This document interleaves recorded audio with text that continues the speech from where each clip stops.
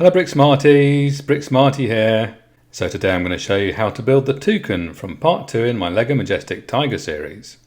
I've had a lot of requests for all the builds, but it was so close between the duck-billed Platypus and Toucan, we put it to a vote on Instagram last week and it was the Platypus that squeaked through. Thanks to everyone who voted. So this week it's the turn of the Toucan, and this really is one of my favourite builds, so I think you have a real treat in store for you with this one. I do like this Majestic Tiger set for building MOCs. It has an impressive 755 pieces, which is a lot more than previous LEGO Creator 3-in-1 creature sets. So it just takes one LEGO 31129 set to build each of these MOCs.